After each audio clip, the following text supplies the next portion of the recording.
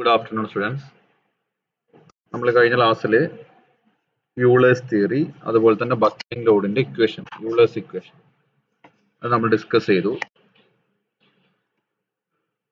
ഇന്ന് അതുമായിട്ട് ബന്ധപ്പെട്ട പ്രോബ്ലംസ് ആണ് നമ്മൾ ഇന്ന് ഡിസ്കസ് ചെയ്യുന്നത്. ഓക്കെ, അപ്പോൾ ഒന്നുകൂടെ നമുക്കൊന്ന് നോക്കാം. എഫക്റ്റീവ് ലെങ്ത്തിന്റെ കണ്ടീഷൻസ് നമുക്ക് പ്രോബ്ലം ചെയ്യാൻ ആവശ്യമാണ്. രണ്ട് എൻഡ് ഹിഞ്ചർ ആയി കഴിഞ്ഞാൽ effective length equal to L, ഒരു എൻഡ് ഫിക്സഡ് ഒരു എൻഡ് ഹിഞ്ചറും ആണെങ്കിൽ എഫക്റ്റീവ് ലെങ്ത് എന്ന് പറഞ്ഞാൽ L/√2.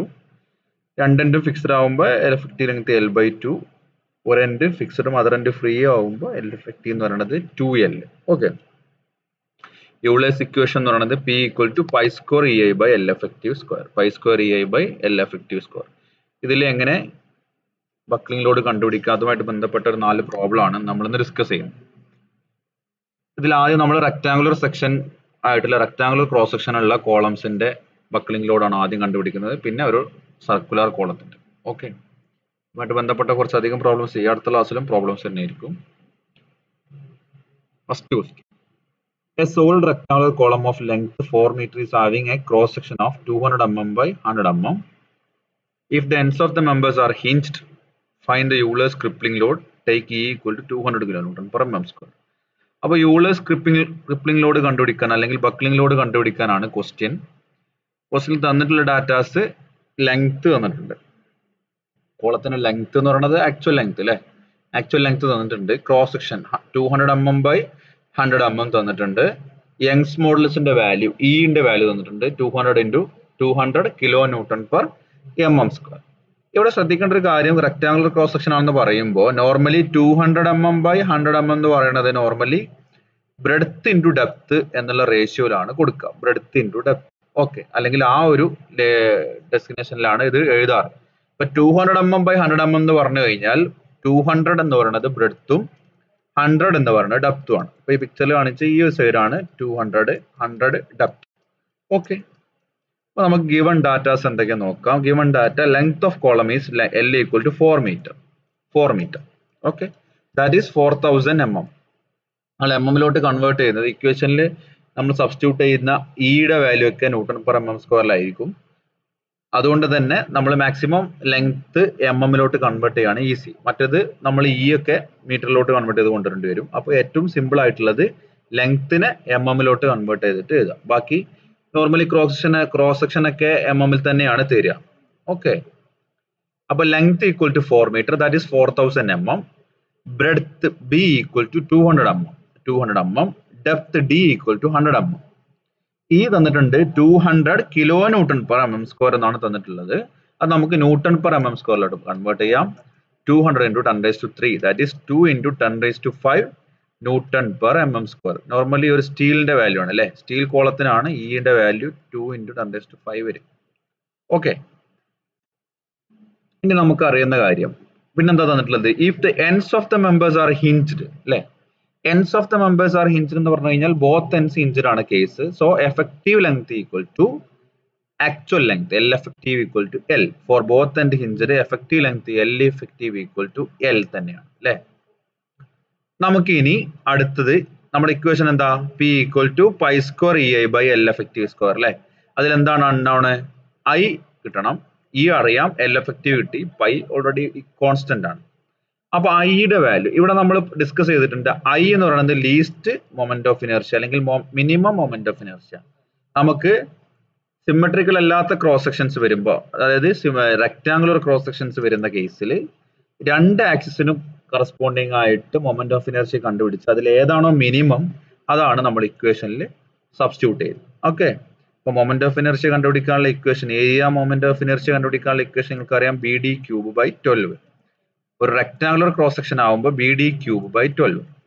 ഇവിടെ ഈ പിക്ചറിൽ കാണിച്ച പോലെ രണ്ട് ആക്സിസ് IXX ആൻഡ് IYY, നമുക്ക് രണ്ട് ആക്സിസിലെ വാല്യൂ കണ്ടുപിടിക്കാം. ഏതാണോ മിനിമം അത് നമുക്ക് നമ്മുടെ ഇക്വേഷനിലോട്ട് സബ്സ്റ്റിറ്റ്യൂട്ട് ചെയ്യും. Okay, so moment of inertia about XX axis, ഈ ഒരു ആക്സിസിന് കറസ്പോണ്ടിങ് ആയിട്ടുള്ള മൊമെന്റ് ഓഫ് ഇനർഷ്യ IXX എന്ന് പറയുന്നത് എന്താണ്, ഇതെടുക്കുമ്പോൾ ഏതാണോ പെർപെൻഡിക്കുലർ ആയിട്ട് വരുന്നത് അല്ലെങ്കിൽ ആക്സിന് കറസ്പോണ്ടിങ് ആയിട്ടുള്ള സാധനം എന്താണ്,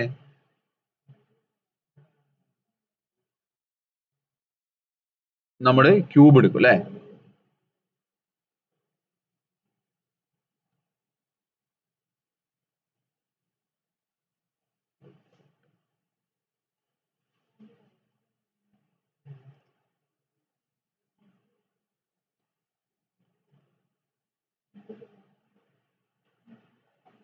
ഓക്കെ, അപ്പൊ നമ്മൾ ഐ എക്സ് എക്സ് കറസ്പോണ്ടിങ് ആയിട്ട് വരുമ്പോൾ ബി ഡി ക്യൂബ് ബൈ 12 ആണ് വരിക. നമുക്കറിയാം ഇത് മനസ്സിലാക്കാൻ എളുപ്പമാർഗം എന്താണെന്ന് വെച്ചാൽ എക്സ് എന്നുള്ള ആക്സിസ് എടുക്കുമ്പോൾ അത് പെർപെൻഡിക്കുലർ ആയിട്ട് വരുന്ന ഡയമെൻഷൻ ആണ് ക്യൂബ് വരിക. ഓക്കെ, ക്വസ്റ്റനിൽ ക്യൂബ് വരിക, ഒന്നല്ലെങ്കിൽ ബി ഡി ക്യൂബ് ബൈ 12 അല്ലെങ്കിൽ ഡി ബി ക്യൂബ് ബൈ 12, ഇതാണ് വാല്യൂസ് വരിക അല്ലെ. ഏത് ആക്സിസ് ആണോ എടുക്കുന്നത് അതിന് പെർപെൻഡിക്കുലർ ആയിട്ട് വരുന്ന ഡയമെൻഷൻ ആണ് ക്യൂബ് വരിക. അത് ആലോചിച്ചാൽ മതി. അതായത് ഇവിടെ ഇപ്പോൾ എക്സ് അല്ലേ വരുന്നത്, എക്സ് ആക്സിന് കറസ്പോണ്ടിങ് ആയിട്ട് വരുന്ന പെർപെൻഡിക്കുലർ ആയിട്ട് വരുന്ന ഡയമെൻഷൻ ഏതാണ്? ഈ ഡയറക്ഷനുള്ള ഡയമെൻഷൻ അല്ലേ, അത് ഡി ആണ്. അപ്പൊ അതിനാണ് ക്യൂബ് വരിക, അങ്ങനെ ആലോചിച്ചാൽ മതി. Okay, I X X equal to B D cube by 12, that is 200 into 100 cube by 12, that is 16.67 into 10 raised to 6 mm raised to 4. 16.67 into 10 raised to 6 mm raised to 4 ആണ് ഇതിലെ കിട്ടുക ഐ എക്സ് എക്സിന്റെ value. Okay, then moment of inertia about y axis i y അല്ലെ. I y എടുക്കുമ്പോൾ ഇതാണ് axis അല്ലെ. അപ്പൊ അതിന് പെർപെൻഡിക്കുലർ ആയിട്ട് വരുന്ന ഡയമെൻഷൻ ഏതാണ്? പെർപെൻഡിക്കുലർ ആയിട്ട് വരുന്നത് ബി അല്ലെ. അപ്പോ ബിക്ക് ക്യൂബ് വരും. So D B cube by 12, D B cube by 12, that is 100 into 200 cube by 12, that is 66.67 into 10 raised to 6 mm raised to 4. നിങ്ങൾക്കറിയാം മൊമെന്റ് ഓഫ് ഇനർഷ്യയുടെ യൂണിറ്റ് mm raised to 4 ആണ് അല്ലെ. ലെങ്ത്തിന്റെ പവർ 4 വരും, കാരണം B into D cube, B length ഡിയും length, length into length cube, that is L raise to 4. Okay, അപ്പൊ ഇതിൽ രണ്ടിലും മിനിമം വാല്യൂ ഏതാണ്?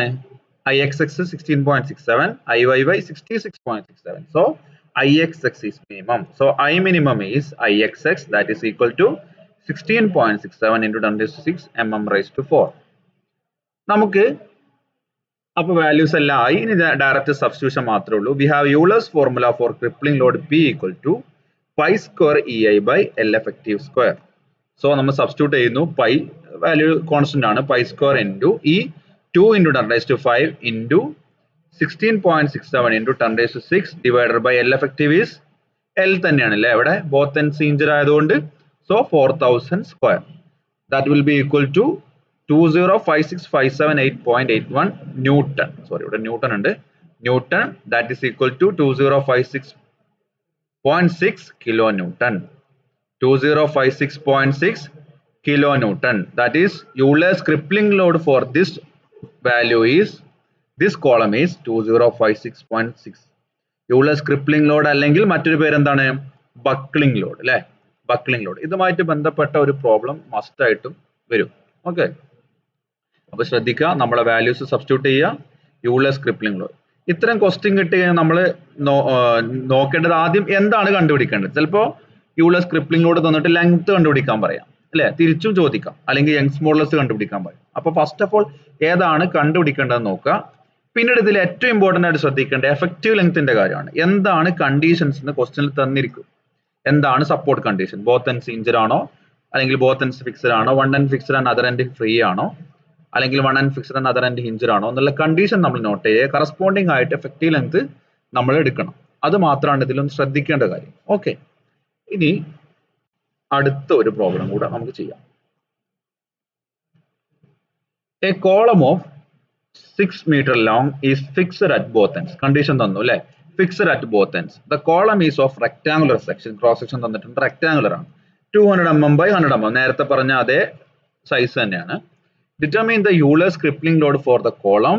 If the factor of safety is 3, what is the safe load on the column? Assume E equal to 200 kilonewton per mm square. ക്വസ്റ്റ്യനിൽ ഇവിടെ extra additional question കൂടി ഉണ്ട്. ആദ്യം എന്താണ്? യൂളേഴ്സ് ക്രിപ്ലിംഗ് ലോഡ് കണ്ടുപിടിക്കണം. ദെൻ സേഫ് ലോഡ് എത്രയാണെന്ന് കണ്ടുപിടിക്കണം. Factor of safety തന്നിട്ടുണ്ട്, എത്രയാണ് സേഫ് ലോഡ്? അത് സിമ്പിൾ ആണ്, crippling load by factor of safety ചെയ്ത് കഴിഞ്ഞാൽ സേഫ് ലോഡ് കൂടെ കിട്ടും. അപ്പൊ നമുക്ക് ആദ്യം ക്രിപ്ലിംഗ് ലോഡ് അല്ലെങ്കിൽ ബക്ലിംഗ് ലോഡ് എത്രയെന്ന് കണ്ടുപിടിക്കാം. അപ്പൊ നമുക്ക് ഗിവൺ ഡാറ്റാസ് എന്തൊക്കെയാണ്? Length of column is 6 meter, that is 6000 mm. Breadth is 200 mm, depth is 100 mm, and E equal to 200 kilonewton per mm square. That will be equal to 2 into 10 raised to 5 Newton per mm square. Steel column തന്നെയായിരിക്കും ഇവിടെ ഉദ്ദേശിച്ചിട്ടുള്ളത്. 2 into 10 raised to 5 Newton per mm square. നമുക്കറിയാം ഇവിടെ condition എന്ന് പറയുന്നത് both ends fixed ആണ്. So effective length will be equal to actual length divided by 2. Actual length divided by 2, that is L by 2. So effective length will be equal to 6000 divided by 2, that is 300 mm, 300 mm, 6000 mm divided by 2, that is, sorry, 3000 mm, 3000 mm. Okay. ഇനി moment of inertia about x axis കണ്ടുപിടിക്കുക. Ixx അല്ലേ, Ixx എന്ന് പറയുമ്പോൾ x axis corresponding ആയിട്ടുള്ള x ആക്സിസിലുള്ള അല്ലെങ്കിൽ അതിന്റെ സെന്ററിലൂടെ pass ചെയ്യുന്ന, centre of ഗ്രാവിറ്റിയിലൂടെ pass ചെയ്യുന്ന x ആക്സിസിന് കറസ്പോണ്ടിങ് ആയിട്ടുള്ള മൊമെന്റ് ഓഫ് ഇനർഷ്യ. അപ്പൊ എന്താണ്, ഏതാണോ പെർപെൻഡിക്കുലർ ആയിട്ടുള്ള ഡയറക്ഷൻ അതിന്റെ ക്യൂബ് കൊടുക്കുക അല്ലെ. നമുക്കറിയാം ബി ഡി ക്യൂബ് അല്ലെങ്കിൽ ഡി ബി ക്യൂബ് ബൈ 12, ഇതിൽ ഏതോ ഒന്നാണ് വരിക. സോ അപ്പൊ x ആക്സിസ് കറസ്പോണ്ടിങ് ആയിട്ട് വരുമ്പോൾ പെർപെൻഡിക്കുലർ ആയിട്ടുള്ള ഡയറക്ഷൻ എന്ന് പറയുന്നത് ഡി ആണ് അല്ലെ. അപ്പോൾ so B D cube by 12, B D cube by 12 that will be equal to 200 under cube by 12. നമ്മൾ ചെയ്താണ്, കഴിഞ്ഞ പ്രോബ്ലം ചെയ്ത അതേ വാല്യൂ തന്നെ വരിക. 16.67 into 10 raised to 6 mm raised to 4. So moment of inertia about y axis Iyy equal to db cube by 12, that is 100 into 200 cube divided by 12, that is 66.67 into 10 raised to 6 mm raised to 4. So minimum value എന്ന് പറയുന്നത് എന്താണ്, 16.67 തന്നെയാണ്. ബാക്കിയെല്ലാം substitution ആണ്, value മാറിയെന്ന് മാത്രം, L effective മാറിയെന്ന് മാത്രം. Okay.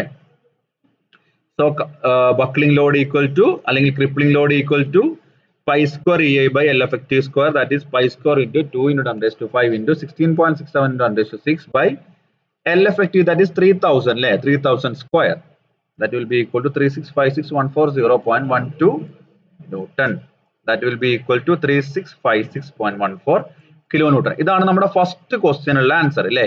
Euler's crippling load, buckling ലോഡിന്റെ ആൻസർ 3656 അല്ലെങ്കിൽ 3656.14 കിലോ ന്യൂട്ടൺ ആണ് യൂളേഴ്സ് ബക്ലിംഗ് ലോഡ് അല്ലെങ്കിൽ crippling load.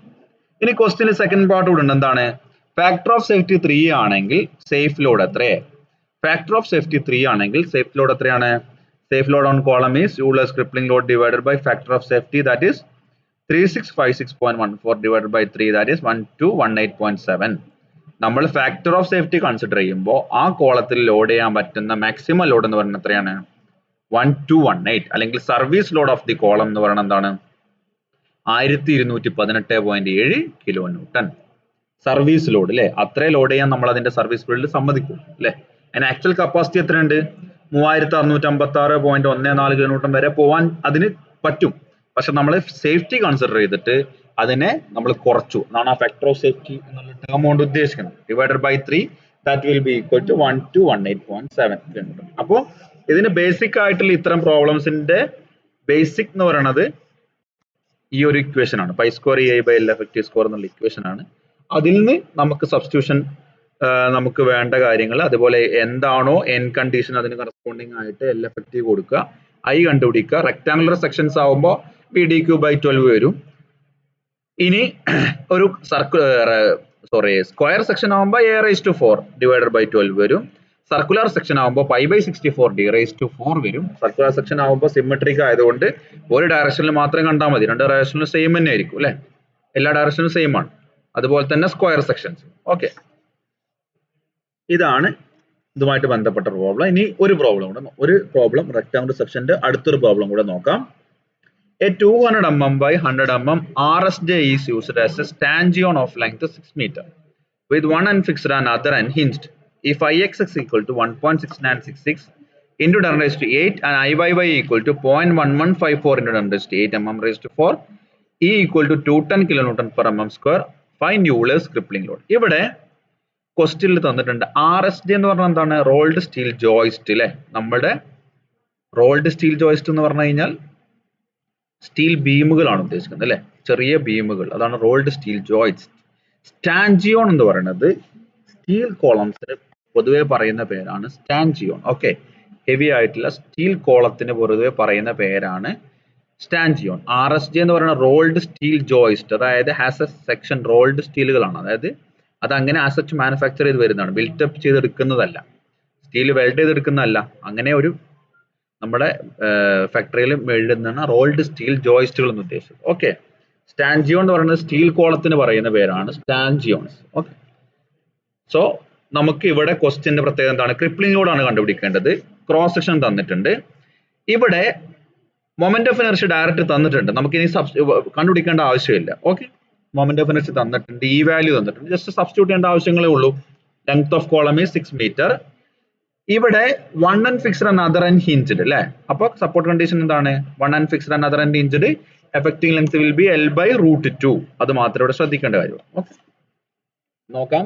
Length of column L 600 mm, B 200 mm, D 100 mm എന്നൊക്കെ എഴുതാം. പക്ഷെ അതിന്റെ ആവശ്യം നമുക്കില്ല. പക്ഷെ നമുക്ക് വേണമെങ്കിൽ എഴുതി വെക്കാം. E equal to 210 kN/mm². So E equal to 2.1 into 10⁵ Newton/mm². സ്റ്റീലിന്റെ എക്സാക്ട് വാല്യൂ ആണ്. സ്റ്റീലിന്റെ യങ്സ് മോഡുലസിന്റെ വാല്യൂ ആണ്. സോ 2.1 into 10⁵ Newton/mm² ആണ് ഇതിന്റെ Young's modulus. So for one end fixed and other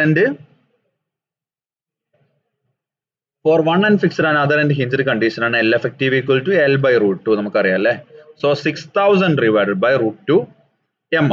നമുക്ക് വേണമെങ്കിൽ ഇതിന്റെ സബ്സ്റ്റിറ്റ്യൂട്ട് ചെയ്ത് സോൾവ് ചെയ്ത് ചെറുതാക്കാം, അല്ലെങ്കിൽ ഇങ്ങനെ കിടക്കട്ടെ. നമുക്ക് അത് അടുത്ത ഇക്വേഷനിൽ ഡയറക്റ്റ് ആയിട്ട് സബ്സ്റ്റിറ്റ്യൂട്ട് ചെയ്യാം. കാരണം L effectiveന് സ്ക്വയർ വരുന്നതുകൊണ്ട് ഈ √2 എന്താവും? 2 ആയി മാറും. സോ അതിന്റെ വാല്യൂ 3000 സ്ക്വയർ എന്നുള്ള രീതിയിൽ വരും. സോറി, ഇതിന്റെ വാല്യൂ 2 ആയിട്ട് മാറും. സോ 3000 സ്ക്വയർ ഡിവൈഡഡ് ബൈ 2 എന്നുള്ള രീതിയിൽ മാറും. 6000 സ്ക്വയർ ഡിവൈഡഡ് ബൈ 2 എന്നുള്ള രീതിയിൽ മാറും. അതുകൊണ്ട് നമുക്ക് എന്ത് ചെയ്യാം, അവിടെ അത് സോൾവ് ചെയ്യേണ്ട ആവശ്യമില്ല. ഇത് ആസ് സച്ച് ഇങ്ങനെ തന്നെ ഇടാം. Okay, so moment of inertia about IXS തന്നിട്ടുണ്ട് 1.696 into 10⁸. YY തന്നിട്ടുണ്ട് IYY 0.1154 into 10⁸. സോ ഇവിടെ മിനിമം എന്ന് പറയുന്നത് IYY ആണ്. IYY. So sorry, I minimum 1 minute ഇതൊന്ന് കറക്റ്റ് ചെയ്യട്ടെ.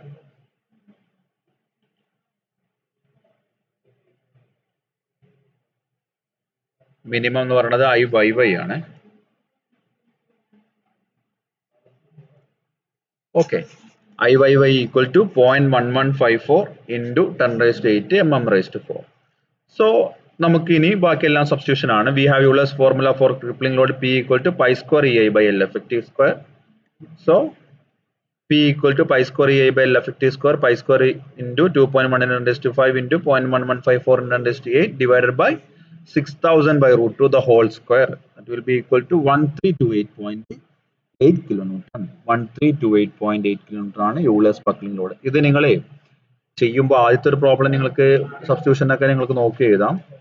അടുത്തത് നിങ്ങൾ വീഡിയോ കാണുമ്പോൾ തന്നെ എഴുതുകയാണെന്നുണ്ടെങ്കിൽ നിങ്ങൾ സോൾവ് ചെയ്ത് നോക്കണം, കോപ്പി ചെയ്ത് വെക്കരുത്, സോൾവ് ചെയ്ത് നോക്കണം. കാൽക്കുലേറ്ററിൽ സോൾവ് ചെയ്ത് നോക്കുമ്പോഴേ അത് ഇക്വേഷനൊക്കെ ഒന്ന് ഫെമിലറൈസ് ആവും. ഓക്കെ, അപ്പൊ നമ്മൾ 3 പ്രോബ്ലംസ് ചെയ്തു. ഇത് എല്ലാം റെക്ടാങ്കുലർ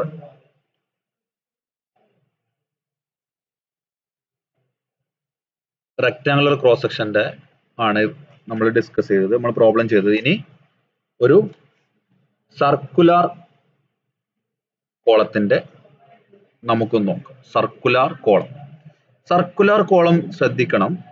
അത് ശ്രദ്ധിക്കുമ്പോൾ ക്വസ്റ്റ്യനിൽ സർക്കുലർ കോളം എന്നല്ല തരിക, റൗണ്ട് ബാർ അല്ലെങ്കിൽ ട്യൂബ് എന്നുള്ള രീതിയിലാണ് തരിക. റൗണ്ട് ബാർ എന്ന് പറഞ്ഞു കഴിഞ്ഞാൽ സോളിഡ് ആയിട്ടുള്ള കോളമാണ് ഉദ്ദേശിക്കുന്നത്. ട്യൂബ്സ് എന്ന് പറയുന്നത് ഹോളോ ട്യൂബ്സ് ആയിരിക്കും. ഓക്കെ, അപ്പൊ ക്വസ്റ്റ്യൻ നോക്കാം.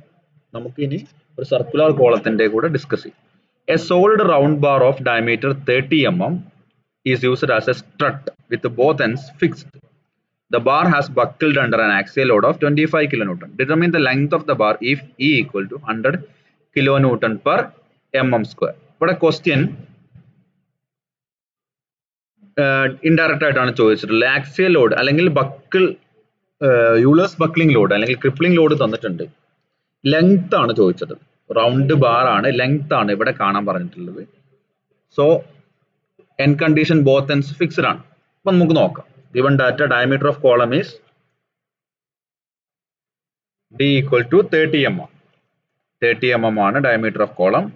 E is 100 kilonewton/mm². So 1 into 10⁵ Newton/mm². Euler's buckling load തന്നിട്ടുണ്ട് P equal to 25 kilonewton. That is 25,000 Newton. 25,000 Newton. Okay. ഇനി for both and fixed L effective equal to L/2. നമുക്ക് L ന്റെ value അറിയില്ല, L ആണ് നമുക്ക് കണ്ടുപിടിക്കണം. Moment of inertia IXS ഉം IYY equal ആയിരിക്കും. കാരണം സർക്കുലർ എന്ന് പറയുന്നത് ഒരു സിമെട്രിക്കൽ സെക്ഷൻ ആണ്. ഏത് ആക്സിൽ എടുത്താലും അതിന് സെയിം വാല്യൂ ആയിരിക്കും. അതിന് ആകെ ഒരു ഡയമെൻഷനേ ഉള്ളൂ. So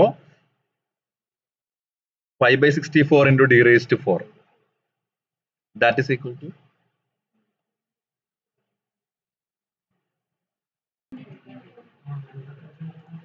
okay.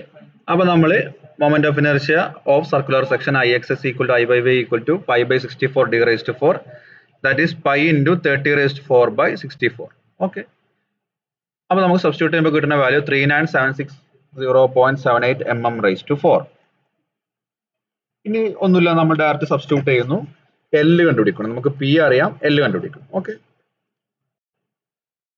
So P equal to pi square EI by L effective square നമുക്ക് അറിയാവുന്ന equation. So LE equal to effective length equal to root of pi square EI by P. Root of pi square EI by P നമുക്ക് value substitute ചെയ്യാം. pi square into 1 into 10 raised to 5 into 39760.78 divided by 25 into 10 raised to 3 അല്ലെങ്കിൽ 25,000.